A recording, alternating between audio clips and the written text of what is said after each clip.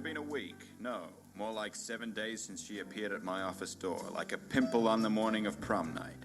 Unexpected, uninvited, and impossible to get rid of. I knew she was in trouble from the moment she walked in the door.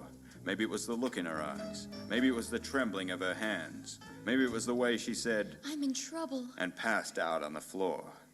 I rushed to her side like an ant to a picnic.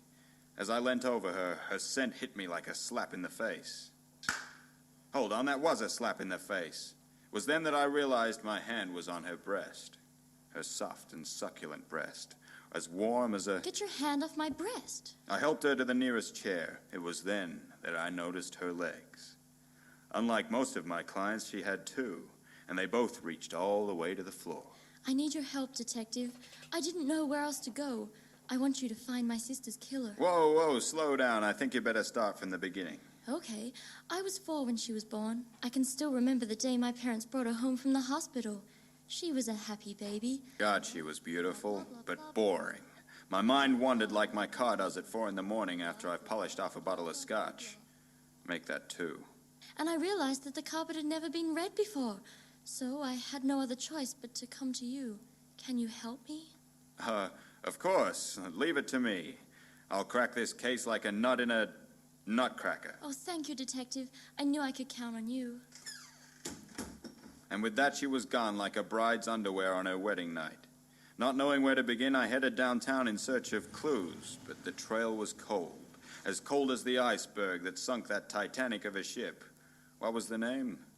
But that wasn't the only reason it sunk. The captain was going too fast. It was dark, it was foggy, and there weren't enough lifeboats, damn it. It was then that I thought I should head down to the marina.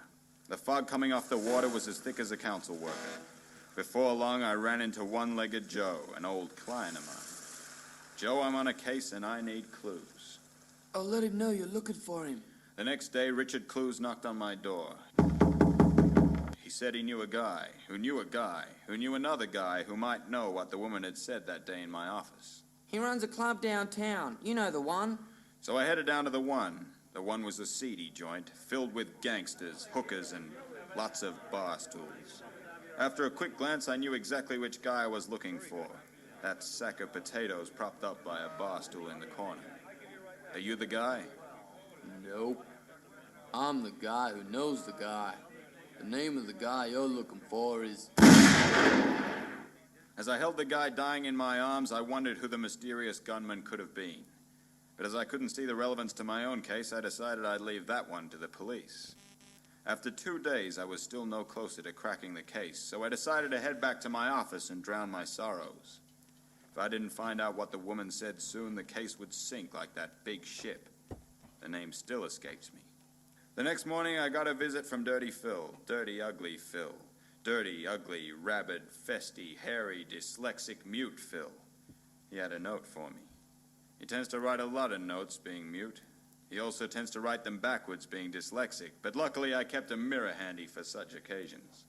It was clear to me from the note what the woman had said to me that day, and from what the woman had said, it was also clear who the killer was. Detective Malone? The woman was back. It's been a week, Detective, and I need some answers. Answers? What sort of answers? What was the question again? Have you found out who my sister's killer is? I have indeed. Thanks to my brilliant detective work and powers of deduction, it's quite obvious to me that the killer is... your sister Nellie. But my sister was the one who was murdered. Oh, in that case, I mean...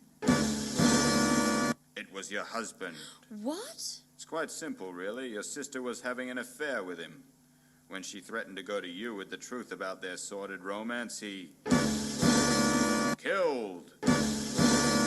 her. Damn, I hate that brass band next door. Thank you, Detective. I just had to know. What will you do now?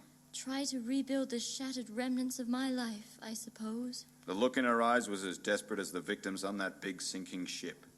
And then, like that massive iceberg, it hit me. It was the Titanic. What? Oh, did I say that out loud? As Stella and I clung to one another like pieces of overcooked pasta, I knew that we would live together, quite comfortably, and for a very, very long time.